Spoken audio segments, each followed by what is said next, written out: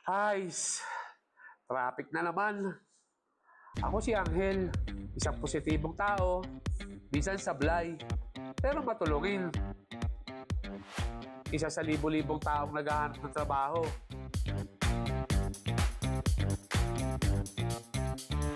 Laging pagod, pero madalas gwapo.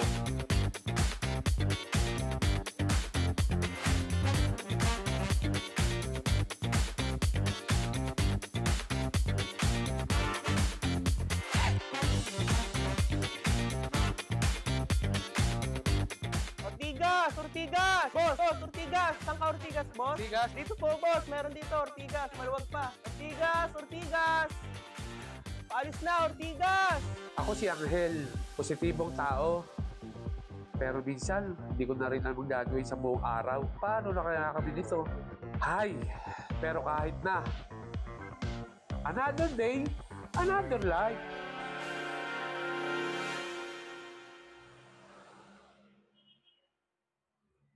Donna! Ba't parang hindi nadidilig ang mga halaman?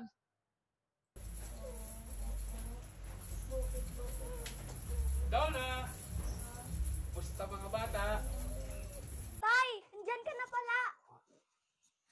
Oh, baby. God bless you, baby. Thank you po, tay.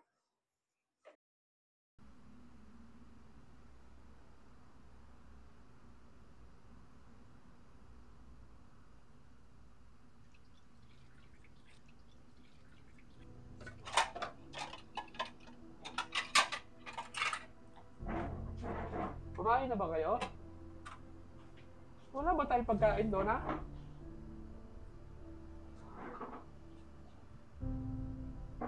Bakit wala kang kibo?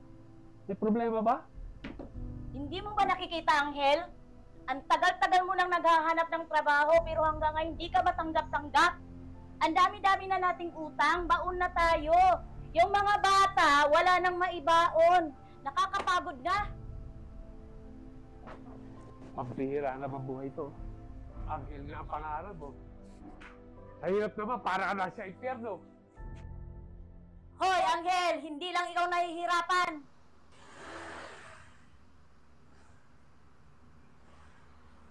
Shopee po. Shopee. Kay Ma'am Donna. Tao po.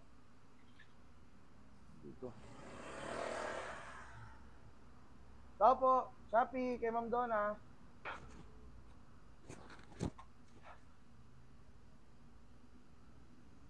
Pampihira naman, Donna! Panay na naman ang Shopee mo!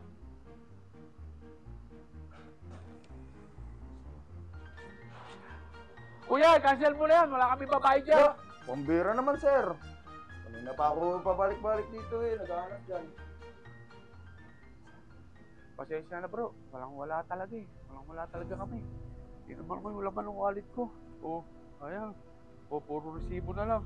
Oh, pasensya na. Hindi ko pa alam kung paano magiging bukas namin ito. Kasi umaasa nga yung pamilya ko. Dapat bibigyan ko sila ng magandang buhay. Kaya lang, wala eh. Wala talaga eh. Hindi ko nang alam kung anong gagawin namin. Hayaan mo na, sir. Sige, ibabalik ko na lang sa sender to. Pero, alam mo, lahat ng problema, Diyos lang ang makakatulong sa atin. Ito, meron ako trucks dito. Ito, nandito address ng church namin. Pwede ka pumunta sa linggo. Ano pa to? Idalangin mo lang lahat sa kanya ng pangangailangan mo. Diyos na ang bahala. Pasensya ka na, brad, ha? Ayos lang. Sige. Marami pa akong deliver. God bless. Okay, ingat. Totoo bang Diyos makakatulong sa akin? Totoo bang may Diyos?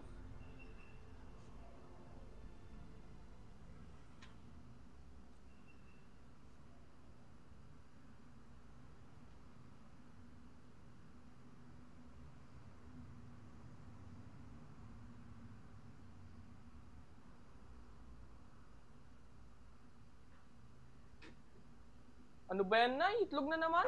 Parang kahapon, itlog yung ulam natin ah. Ngayon, itlog na naman. Ay nako, papasok na nga lang. Lalong sumasakit yung ulo ko dito. O ito, baon mo. Ito, Nay, 50. 30 pa lang mamasahe ko na eh. Hanggang gabi pa ako sa school. Anak, pagkasyahin mo muna. Saka napapansin ko napapadalas yata ang sakit ng ulo mo. Paano hindi sasakit ulo ko, ma? Ay, wala naman dito kuryente sa bahay. Nahihirapan na ako mag-aaral. Anton, ano bang ugali yan? Bakit ka ganyan makipag-usap sa mama mo? Sige na, Ay, Anton. naku, Pumasok ka na. kwentang buhay. Ano sinabi mo? Anghel, ginaw ka. Puso mo.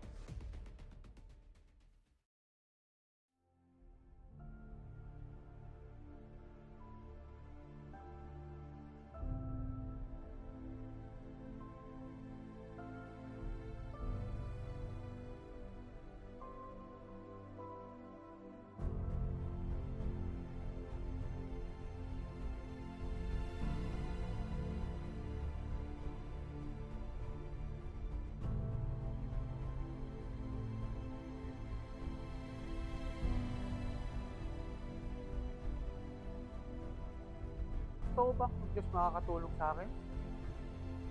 Totoo bang may Diyos?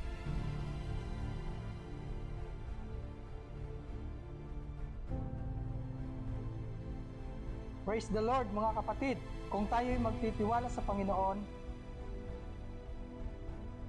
ang Diyos ay tumutugon sa ating mga panalangin.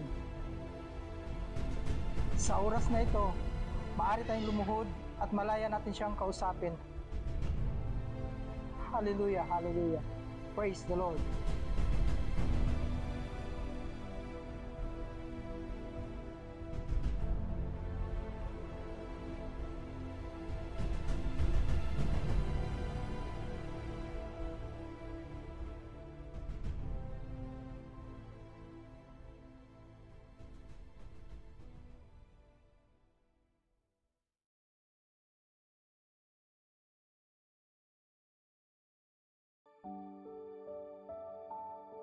Nakakilala si Anghel sa Panginoon kasama ang kanyang asawa.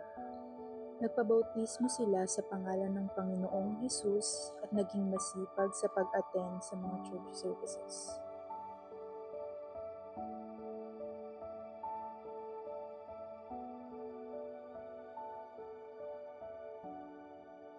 Nagkaroon ng pagkakataon si Anghel na magtrabaho sa ibang bansa at unti-unti na rin nilang nabayaran ang iba nilang utang.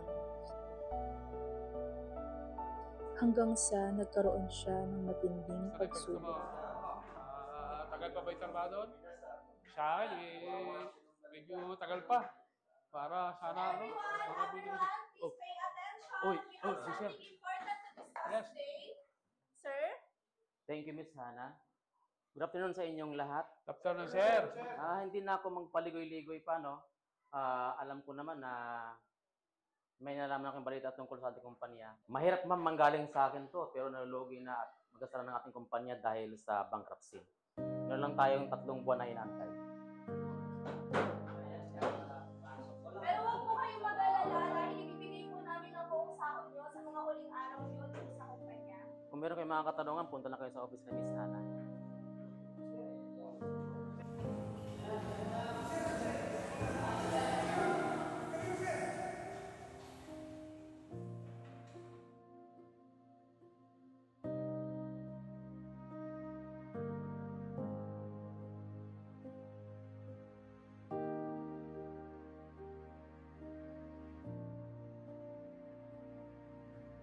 Panginoon, paano ko sasabihin sa pamilya ko to?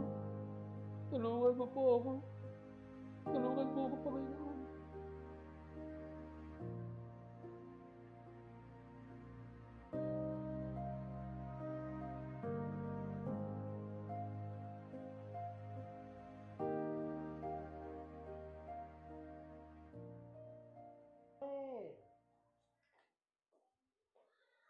Problemahin yun. Inom na lang natin yan. Oo nga. Inom natin yan. Para yung problema natin. Wala naman yan. Oo. Pare. Inom na nga lang tayo. Inom naman tayo. Wala problema. Ano pare? Pare, pasensya na. Hindi na talaga ako umiinom eh. At saka hindi naman talaga yan ang gamot na pag inom. Malalampasin din natin itong crisis na ito. Tutulungan tayo ng Panginoon. Wala pare. Bakit mo ka banding? Wala pare, inom na tayo. Wala. Wala natin dyan. Bahala yung problema niya.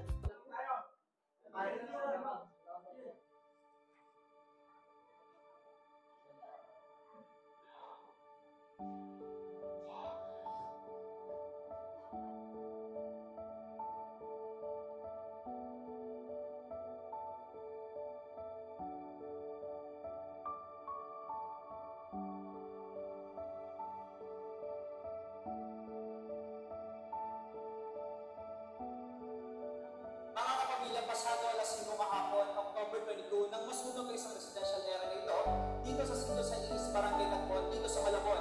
Ayon sa Bureau of Fire Protection, aabot sa 1,500 na estrukturang bahay ang natupok na sunog. Ayon sa Bureau of Fire Protection, umabot sa 617 families ang apektahan ng sunog. Affected natin ay 1,500 structures. Public jumper wire na kuryente ang dahilan kung bakit nagkasunog.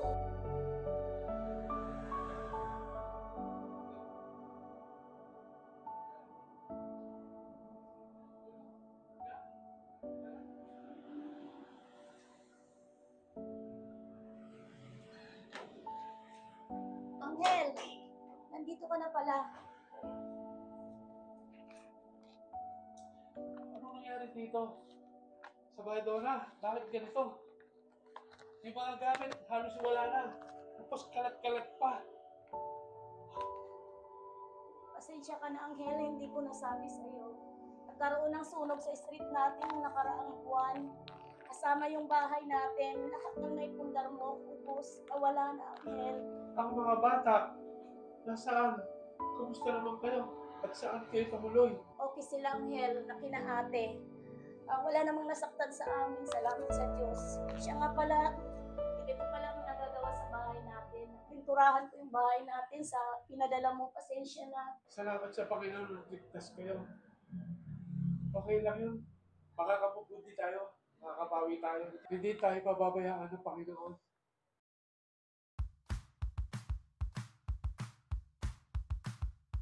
Si Anghel, Kayod Kalabaw. Oo nga pala, magaling rin siyang mag-ayos ng mga payong. Madalas rin siyang maging si Manong Cotton Candy. Hi, hello mga kids. Good morning. Bibili kayo? Bye-bye, bye-bye. Bye-bye, tikman niya. Masamit yan. Minsay magtataho.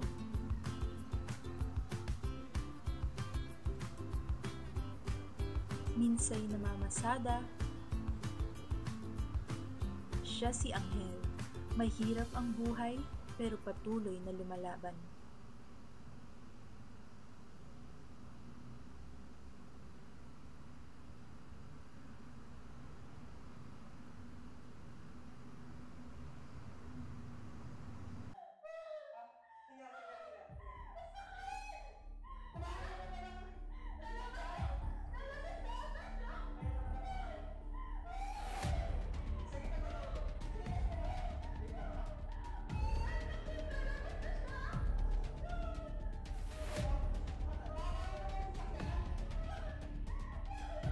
Ayan na yung tricycle! Manong!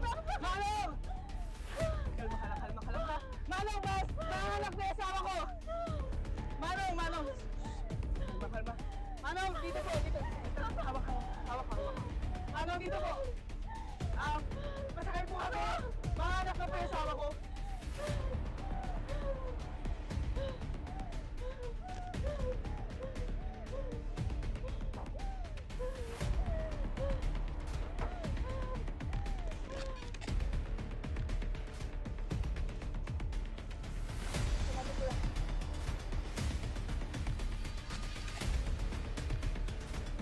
Kuya! Yung wallet mo, kuya!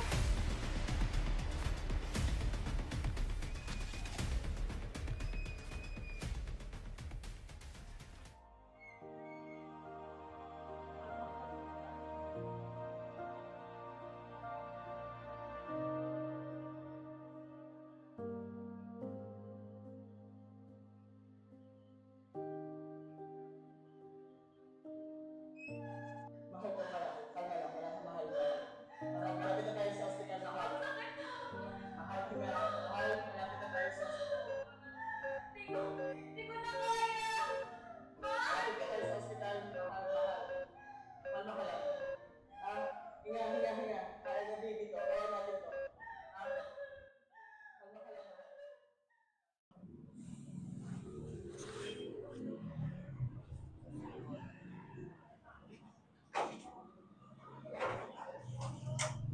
Oh, Angel, nandito ka na pala. Ay!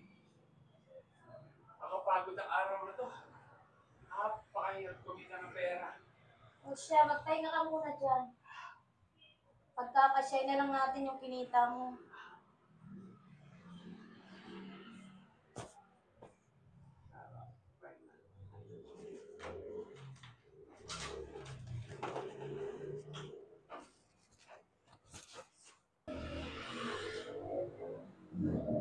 Oh, tol, madalas yan ang ginagawa ako eh. Palagi kang wala. Sus, kayo nga lang yung wala eh. Ano yun, Anton? Sabi ko, kayo lagi yung wala. Pa nag-abroad ka, tay? Uy, wala ka rin naman pala na pala. Kala mo ba okay lang sa amin yun? Habang si mama dito, pinagkakasya, tinitipid yung pinapadala nyo para mabayaran yung mga utang natin na titira. Anton, kapag abroad, ginawa ko yung para sa inyo. Para maging kayo magandang kinabukasan. Sana maintindihan mo yun, maunawaan mo yun. Magandang buhay, tay. Hindi mo nga alam kung anong klaseng buhay ang meron kami dito habang wala ka eh. Hindi lang pera ang kailangan namin dito. Kundi ikaw, tay. Ikaw ang kailangan namin. Madalas sumasayang ng ulawan. Ilang beses na rin ako nahimatay. Hindi ko alam. Pero parang...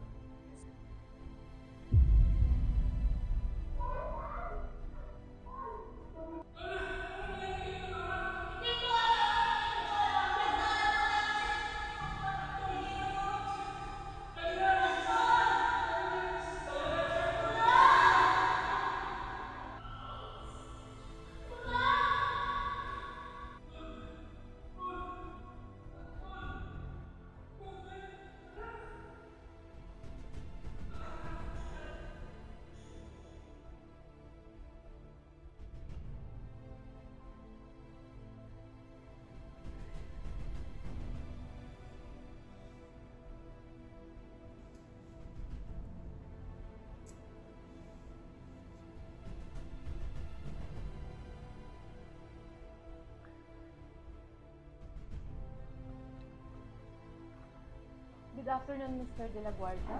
Good afternoon, Doktor, ha? Maaari po ba kayong makausap Ah, sa okay po. Okay po. Tara po, maupo po tayo. Kumusta po ang inyong pakiramdam? Kumusta po ang inyong araw, Mr. De La Guardia?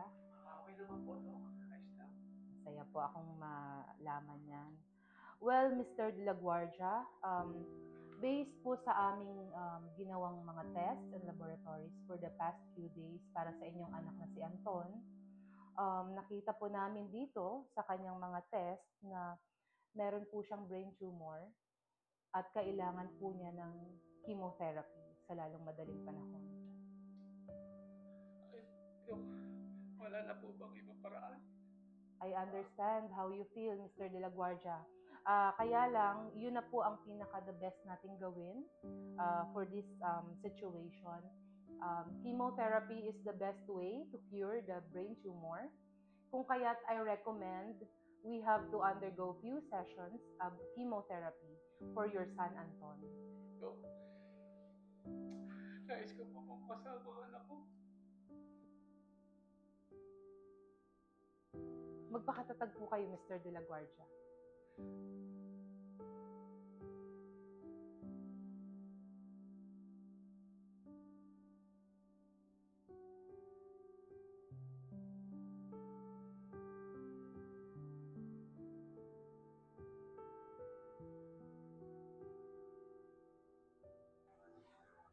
Panginoon, tulungan mo kami.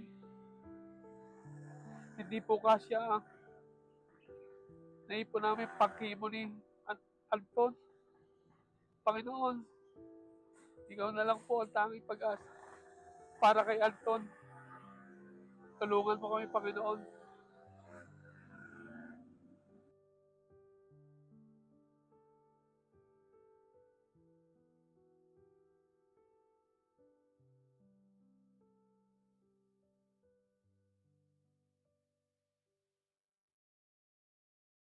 Parang kilala ko to. Ay, Manong. Manong. Ikaw pala yan. Naalala mo pa ba ako, Manong? Ay, oo. Naalala nga kita. Kami yung yung nakaraan na may kasama akong buntis na asawa. Sobrang laki po ng pasasalamat ko sa inyo, Manong. Kasi kung di dahil sa inyo, baka wala na po yung mag-ina ko tsaka yung anak ko ngayon. Ay, wala yun. Kahit sino naman, pag nangihingi ng tulong, dapat tulungan, di ba? Siyempre naman, Manong. Ay, ako nga po pala si Mark. Ay, ako naman si Angel. Si Yan. Angel. Maraming salamat po. Ay, mahal. Naalala mo ba siya yung yung tricycle driver na tumulong sa atin dati? Ay, kayo po pala yun. Maraming salamat po sa pagtulong po ninyo sa amin. Hindi ko po alam kung kakayanin pa namin mag-ina kung wala po kayo nung panahon na yun. Manghel, ako nga pala ba, matanong namin kasi parang nakita kita kanina. Bakit nga po pala kayo nandito? Dito lang kasi ako. Bubulay-bulay kasi ako. Gusto ko, ano yung isip ko. Kasi may sakit kasi yung anak ko eh. May ikikimo siya. Kaya dito lang ako. Nananalaki. Mahirap kasi pagka may karamdaman ng anak mo. Bilang mga magulang na rin po kami, naintindihan po namin kung saan kayo nanggagaling. Oo, tama. Ganun na rin, Mang Angel. Bilang ganti na rin at pasasalamat sa ginawa mo sa amin na tulong na nakaraan. Kami na po bahala sa mga hospital bills po na babayaran niyo. Huwag niyo na pong problemahin yan, Mang Angel. At saka, Mang Angel, tamang-tama. Tamang-tama, di ba? Kasi yung company namin naghahanap ngayon ng mapagkakatiwalaan na driver. Wow, talaga? Mang Angel, baka gusto mo maging company driver namin. Talaga, sir? Maraming salamat, sir. Need ko talaga, sir. Tamang-tama po. Maraming salamat Thank din. you, Maraming thank you. salamat Thank po you, Lord. sobra. Salamat, sir. Oh, thank you. Maraming salamat, sir. Maraming salamat, Lord. Thank you, Lord.